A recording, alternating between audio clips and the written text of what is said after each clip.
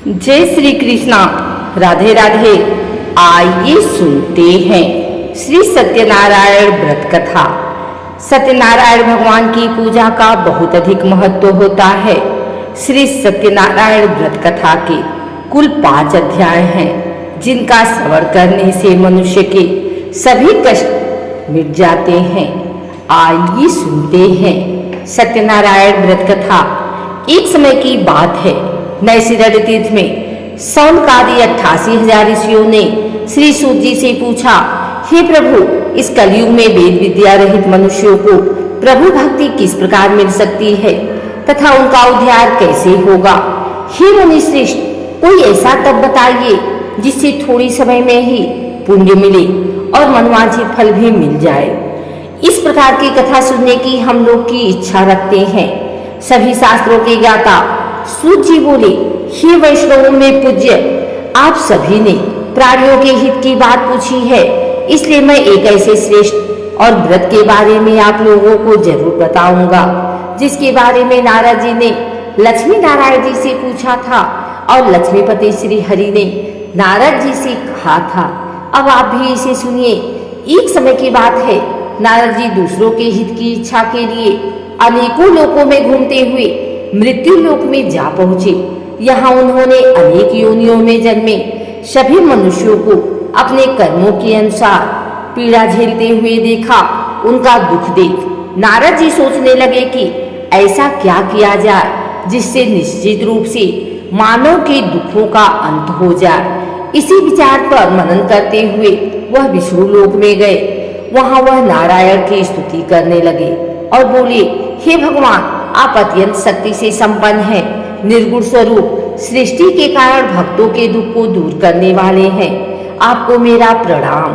नारद जी की स्तुति सुन विष्णु भगवान बोले, मुनि श्रेष्ठ, आपके मन में क्या बात है, उसे निसंकोच कहो। इस पर नारद मुनि बोले कि मृत्यु लोक में अनेक योनियों में जन्मे मनुष्य अपने कर्मों के द्वारा अनेकों दुख से दुखी हो रहे हैं। हे प्रभु, आप तो ये बताइए कि वो मनुष्य थोड़े प्रयास से ही अपने दुखों से कैसे छुटकारा पा सकते हैं। तब श्री हरि बोले, हे नारद, मनुष्यों की भलाई के लिए तुमने बहुत उत्तम प्रश्न पूछा है। स्वर्गलोक व मृत्युलोक दोनों में एक दुर्लभ उत्तम व्रत है जो पुण्य देने वाला है। आज प्रेमवश होकर मैं उसे तुमसे कहता हूँ। श्री सत्यनारायण भगवान का व्रत अच्छी तरह विधान पूर्वक करके मनुष्य तुरंत ही यहाँ सुख भोग कर मरने पर मुझ पाता है। श्री हरि के वचन सुन नारद जी बोले कि उस व्रत का फल क्या है प्रभु, और उसका विधान क्या है? यह व्रत किसने किया था? इस व्रत को किस दिन करना चाहिए? आप सब कुछ विस्तार पूर्वक बताएं। नारद की बात सुनकर फिर श्री हरि बोले, दुख और सुख को दूर करने वाला यह सभी स्थानों पर विजय दिलाने वाला है। मानव को भक्ति व श्रद्धा के साथ शाम को श्री सत्यनारायण की पूजा धर्मपरायण होकर ब्राह्मणों व बंधुओं के साथ करने, साथ ही यथाशक्ति अनुसार भक्ति भाव से भगवान का भोग लगाएं, आरती गाएं और ब्राह्मणों सहित बंधु बांधवों को भी भोजन कराएं। उसके बाद स्वयं भोजन करें। कीर्तन भजन के साथ भगवान की भक्ति में लीन हो जाएं। इस तरह से सत्यनारायण भगवान का यह व्रत करने पर मनुष्य की सारी इच्छाएं निश्चित रूप से पूरी होती हैं। इस कलिकाल अर्थात कलयुग में मृत्यु लोक में मोक्ष का यही एक सरल उपाय बताया गया है। आइए सुनते हैं श्री सत्यनारायण भगवान व्रत कथा का दूसरा अध्याय। सूत जी बोले, हे ऋषियों, जिसने पहले समय में इस व्रत को किया था उसका इतिहास कहता हूँ, ध्यान से सुनो। सुंदर काशीपुरी नगरी में एक अत्यंत निर्धन ब्राह्मण रहता था। भूख प्यास से परेशान हो वह धरती पर घूमता रहता था। ब्राह्मणों से प्रेम करने वाले भगवान ने एक दिन ब्राह्मण का वेश धारण कर उसके पास जाकर पूछा, हे विप्र, नित्य दुखी होकर तुम पृथ्वी पर क्यों घूमते हो? दिन ब्राह्मण बोला, मैं निर्धन ब्राह्मण हूँ, भिक्षा के लिए धरती पर घूमता हूँ। यदि आपका इस उपाय का कोई हल जानते हो तो बताइए। वृद्ध ब्राह्मण रूपी भगवान ने कहा कि सत्यनारायण भगवान मनोवांछित फल देने वाले हैं, इसलिए तुम उनका पूजन करो। इसे करने से मनुष्य सब दुखों से मुक्त हो जाता है। वृद्ध ब्राह्मण बनकर आए सत्यनारायण भगवान उस निर्धन ब्राह्मण को व्रत का सारा विधान बताकर अंतर ध्यान हो गए। अगले दिन सुबह उठने के साथ ही उस बूढ़े ब्राह्मण ने मन में संकल्प लिया कि सत्यनारायण का व्रत करूंगा, और फिर अपने नित्य कर्मों से फ्री होकर वह भिक्षा के लिए चल पड़ा। उस दिन उसे भिक्षा में बहुत सा धन प्राप्त हुआ। उसी धन से उसने परिवार के साथ भगवान सत्यनारायण की पूजा की, व्रत रखा। इस व्रत के करने के कुछ दिन बाद उसके सभी दुख और कष्ट दूर होने लगे, और देखते ही देखते एक दिन वह संपन्न और अनेकों संपत्तियों का मालिक बन गया। तब हर महीने की पूर्णिमा के दिन वह ब्राह्मण सत्यनारायण की पूजा करने लगा। इस प्रकार सत्यनारायण भगवान के व्रत को करके वह श्रेष्ठ ब्राह्मण सभी पापों और गरीबी से मुक्त हो गया, और उसने एक दुर्लभ मोक्ष पद को प्राप्त किया। इस तरह से सत्यनारायण भगवान के व्रत को जो मनुष्य करेगा वह सभी प्रकार के पापों से छूटकर मोक्ष को प्राप्त होगा। जो मनुष्य इस व्रत को करेगा वह भी सभी दुखों से मुक्त हो जाएगा। सूत जी बोले कि इस तरह से नारद जी से नारायण जी का कहा हुआ श्री सत्यनारायण व्रत को मैंने तुमसे कहा। हे विप्रो, मैं अब और क्या कहूँ। ऋषि बोले, हे मुनियों, संसार में उस विप्र से सुनकर और किस किसने इस व्रत को किया, हम सब इस बात को सुनना चाहते हैं। इसके लिए हमारे मन में श्रद्धा का भाव है। सूत जी बोले, हे मुनियों, जिस जिसने इस व्रत को किया है वह सब सुनो। एक समय वही विप्र धन व ऐश्वर्य के अनुसार अपने बंधु बांधवों के साथ इस व्रत को करने को तैयार हुआ। उसी समय एक लकड़ी बेचने वाला बूढ़ा आदमी आया और लकड़ियां बाहर रखकर अंदर ब्राह्मण के घर में गया। प्यास से दुखी वह लकड़हारा उनको व्रत करते देख विप्र को नमस्कार कर पूछने लगा कि आप यह क्या कर रहे हैं तथा इसे करने से आपको क्या फल मिलेगा, कृपा करके मुझे भी बताएं। ब्राह्मण ने कहा कि सब मनोकामनाओं को पूरा करने वाला यह सत्यनारायण भगवान का व्रत है। इनकी कृपा से ही मेरे घर में धन धान्य आदि की वृद्धि हुई है। विप्र से सत्यनारायण व्रत के बारे में जानकर लकड़हारा बहुत प्रसन्न हुआ। चढ़ अमृत लेकर वह प्रसाद खाने के बाद अपने घर गया। लकड़हारे ने अपने मन में संकल्प किया कि आज लकड़ी बेचने से जो धन मिलेगा उसी से श्री सत्यनारायण भगवान का उत्तम व्रत करूंगा। मन में इस विचार को ले बूढ़ा आदमी सिर पर लकड़ियां रख उस नगर में बेचने गया, जहां उसे अपनी लकड़ियों का दाम पहले से 4 गुना अधिक मिला। बूढ़ा प्रसन्नता के साथ पैसे लेकर सत्यनारायण भगवान की मूर्ति और व्रत की अन्य सामग्रियां लेकर अपने घर गया। वहां उसने अपने परिवारजनों को बुलाकर विधि विधान से सत्यनारायण भगवान का पूजन और व्रत किया। इस व्रत के प्रभाव से वह बूढ़ा लकड़हारा धन पुत्र आदि से युक्त होकर संसार के समस्त सुख भोग अंत काल में वैकुंठ धाम चला गया। श्री सत्यनारायण भगवान की जय।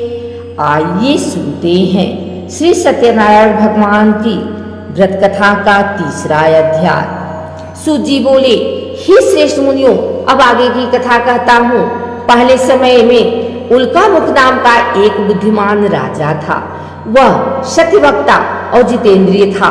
प्रतिदिन देवस्थानों पर जाता और निर्धनों को धन देकर उनके कष्ट दूर करता था। उसकी पत्नी कमल के समान मुख वाली तथा सती साध्वी थी। भद्रशिला नदी के तट पर उन दोनों ने श्री सत्यनारायण भगवान का व्रत किया। उसी समय साधु नाम का एक वैश्य आया। उसके पास व्यापार करने के लिए बहुत सा धन भी था।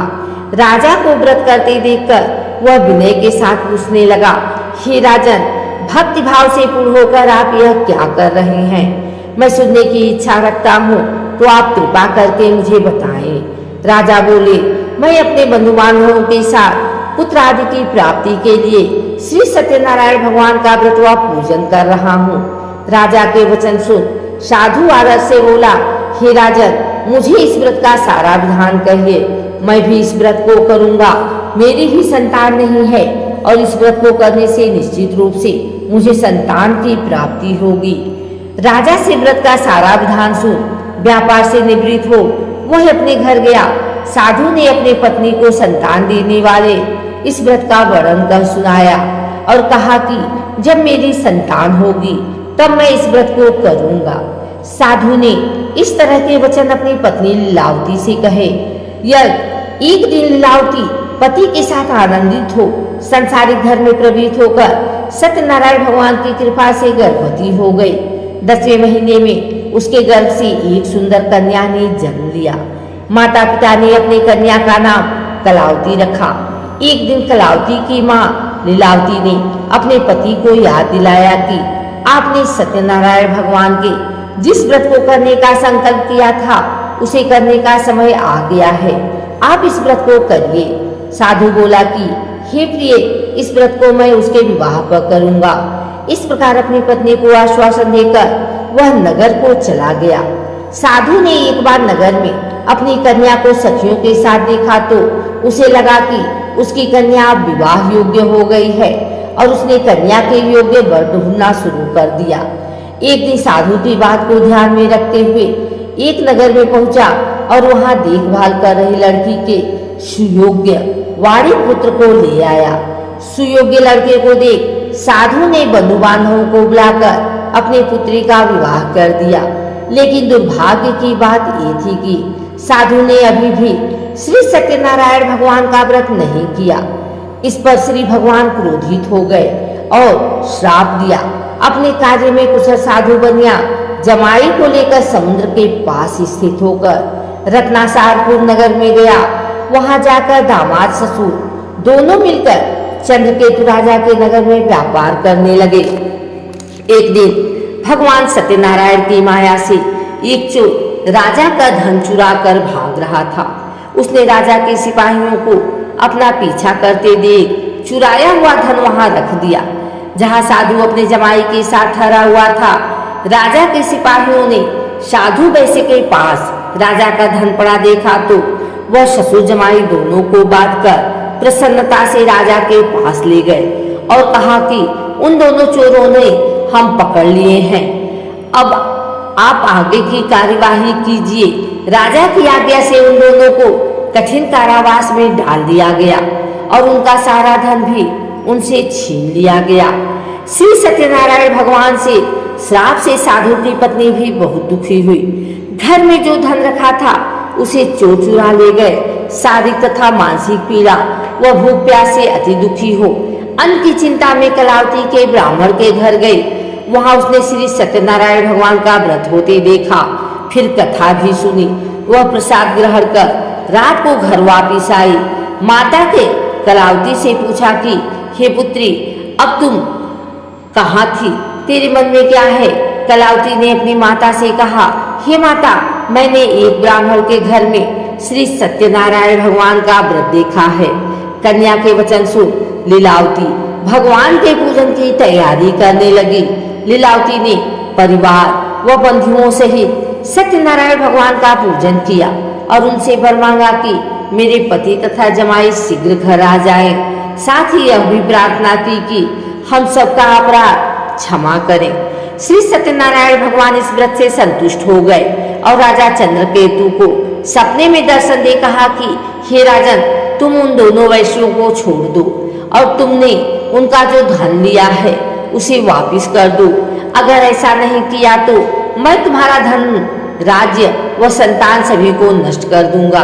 राजा को यह सब कहकर वह अंतर ध्यान हो गए। प्रातःकाल सभा में राजा ने अपना सपना सुनाया, फिर बोले कि उन दोनों को कैद से मुक्त कर सभा में लाओ। दोनों ने आते ही राजा को प्रणाम किया। राजा बोला, महानुभावों, भाग्यवश ऐसा कठिन दुख तुम्हें प्राप्त हुआ है, लेकिन अब तुम्हें कोई भय नहीं है। ऐसा कर राजा ने उन दोनों को नए वस्त्राभूषण भी पहनाए और जितना धन उनका लिया था उसे दुगना धन वापिस कर दिया। दोनों वैश्य अपने घर को चल दिए। श्री सत्यनारायण भगवान की जय। आइए सुनते हैं सत्यनारायण भगवान व्रत कथा का चौथा अध्याय। सूत जी बोले, वैश्य ने मंगलाचार कर अपनी यात्रा आरंभ की और अपने नगर की ओर चल दिए। उनके थोड़ी दूर जाने पर एक दंडी बेशधारी श्री सत्यनारायण ने उनसे पूछा, हे साधु, तेरी नाव में क्या है? अभिवारी बड़ी खस्ता हुआ बोला, हे दंडी, आप क्यों पूछते हो? क्या धन लेने की इच्छा है? मेरी नाव में तो बेल व पत्ते भरे हुए हैं। वैश्य के कठोर वचन सुन भगवान बोले, तुम्हारा वचन सत्य हो। दंडी ऐसे वचन कर वहां से दूर चले गए। कुछ दूर जाकर समुद्र के किनारे बैठ गए। दंडी के जाने के बाद साधु वैश्य ने नित्य क्रिया के पश्चात नाव को ऊंची उठते देखकर अचंभा माना और नाव में बेल पत्ते आदि देख वह मूर्छित हो जमीन पर गिर पड़ा। वापस होश में आने पर वह अत्यंत शोक में डूब गया। तब उसका दामाद बोला कि आप शोक न मनाए, यह दंडी का श्राप है, इसलिए हमें उनकी शरण में जाना चाहिए, तभी हमारी मनोकामना पूरी होगी। दामाद की बात सुनकर वह दंडी के पास पहुंचा और अत्यंत भक्तिभाव नमस्कार करके बोला, मैंने आपसे जो असत्य वचन कहे थे उनके लिए मुझे क्षमा कर दे। ऐसा कहकर रोने लगा। तब दंडी भगवान बोले, हे बड़ी पुत्र, मेरी आज्ञा से बार बार तुम्हें दुख प्राप्त हुआ है, तू मेरी पूजा से विमुख हुआ। साधु बोला, हे भगवान, आपकी माया से ब्रह्मा आदि देवता भी आपके रूप को नहीं जानते, तब मैं अज्ञानी कैसे जान सकता हूँ? आप प्रसन्न होइए, अब मैं सामर्थ्य के अनुसार आपकी पूजा करूँगा, मेरी रक्षा करो और पहले के समान नौका में धन भर दो। साधु वैश्य के भक्ति पूर्वक वचन सुनकर भगवान प्रसन्न हो गए और उसकी इच्छा अनुसार वरदान देकर अंतर ध्यान हो गए। ससुर जमाई दोनों जब नाव पर आए तो नाव धन से भरी हुई मिली। फिर वहीं अपने अन्य साथियों के साथ सत्यनारायण भगवान का पूजन कर अपने नगर को चल दिए। जब नगर के नजदीक पहुंचे तो दूत को घर पर खबर करने के लिए भेज दिया। दूत साधु की पत्नी को प्रणाम कर कहता है कि मालिक अपने दामाद सहित नगर के निकट आ गए हैं। दूत की बात सुन साधु की पत्नी लीलावती ने बड़े हर्ष के साथ सत्यनारायण भगवान का पूजन कर अपनी पुत्री कलावती से कहा कि मैं अपने पति के दर्शन को जाती हूँ, तू कार्य पूर्ण कर शीघ्र आ जाना। माँ की ऐसे वचन सुन कलावती जल्दी में प्रसाद छोड़ अपने पति के पास चली गई। प्रसाद की अवज्ञा के कारण श्री सत्यनारायण भगवान रुष्ट हो गए और नाव सहित उसके पति को पानी में डुबो दिया। कलावती अपने पति को वहां न पाकर रोती हुई जमीन पर गिर गई। नौका को डूबा हुआ देख वह कन्या को रोता देख साधु दुखी होकर बोला कि हे प्रभु, मुझसे तथा मेरे परिवार से जो भूल हुई है उसे क्षमा करें। साधु के दीन वचन सुनकर श्री सत्यनारायण भगवान प्रसन्न हो गए और आकाशवाणी हुई, हे साधु, तेरी कन्या मेरे प्रसाद को छोड़कर आई है, इसलिए इसका पति अदृश्य हो गया है। यदि वह घर जाकर प्रसाद खाकर लौटती है तो इसे इसका पति अवश्य मिलेगा। आकाशवाणी सुन कलावती ने वैसा ही किया जैसा आकाशवाणी के दौरान भगवान ने कहा और फिर प्रसाद ग्रहण करने के बाद जब वो वापस आई तो अपने पति के दर्शन करके अत्यंत प्रसन्न हुई। उसके बाद साधु अपने बंधु बांधवों सहित श्री सत्यनारायण भगवान का विधि विधान से पूजन करने लगा। इस लोक का सुख भोग कर वह अंत में स्वर्ग लोक को चला गया। श्री सत्यनारायण भगवान की जय। आइए सुनते हैं श्री सत्यनारायण भगवान व्रत कथा का 5वां अध्याय। सूत जी बोले, हे ऋषियों, मैं और भी एक कथा सुनाता हूँ, उसे भी ध्यान पूर्वक सुनो। प्रजापालन में लीन तुंगध्वज नाम का एक राजा था। उसने भी भगवान का प्रसाद त्याग कर बहुत ही दुख किया। एक बार जंगल में जाकर वन्य पशुओं को मारकर वह बर के पेड़ के नीचे आया। वहां उसने ग्वालों की भक्ति भाव से अपने बंधुओं सहित सत्यनारायण भगवान का पूजन करते देखा। अभिमानवश राजा ने उन्हें देखकर भी पूजा स्थान में नहीं गया और ना ही उसने भगवान को प्रणाम किया। ग्वालों ने राजा को प्रसाद दिया, लेकिन उसने वह प्रसाद नहीं खाया और प्रसाद को वहीं छोड़ वह अपने नगर को चला गया। जब वह नगर में पहुंचा तो वहां सब कुछ तहस नहस हुआ पाया तो वह शीघ्र ही समझ गया कि यह सब भगवान के अनादर का ही परिणाम है। वह दोबारा ग्वालों के पास पहुंचा और विधि पूर्वक पूजा करके प्रसाद खाया तो श्री सत्यनारायण भगवान की कृपा से सब कुछ पहले जैसा हो गया। दीर्घ काल तक सुख भोगने के बाद मरणोपरांत उसे स्वर्गलोक की प्राप्ति हुई। जो मनुष्य परम दुर्लभ इस व्रत को करेगा तो भगवान श्री सत्यनारायण की अनुकंपा से उसे धन धान्य की प्राप्ति होगी। निर्धन धनी हो जाता है और भय मुक्त हो जाकर जीवन जीता है। संतानहीन मनुष्य को संतान सुख मिलता है और सारे मनोरथ पूर्ण होने पर मानव अंतकाल में वैकुंठ धाम को जाता है। तब सूत जी बोले, जिन्होंने पहले इस व्रत को किया है अब उनके दूसरे जन्म की कथा कहता हूँ। वृद्ध सतानंद ब्राह्मण ने सुदामा का जन्म लेकर मोक्ष की प्राप्ति की। लकड़हारे ने अगले जन्म में निषाद बनकर मोक्ष प्राप्त किया। उल्का मुख नाम का राजा दशरथ होकर वैकुंठ को गए। साधु नाम के वैश्य ने मोर ध्वज बनकर अपने पुत्र को आरे से चीरकर मोक्ष पाया। महाराज तुंगध्वज ने स्वयंभू होकर भगवान में भक्ति युक्त होकर कर्म कर मोक्ष पाया। कथा सुनने के बाद सभी ने श्री हरि का झुककर प्रणाम किया। श्री सत्यनारायण भगवान की जय।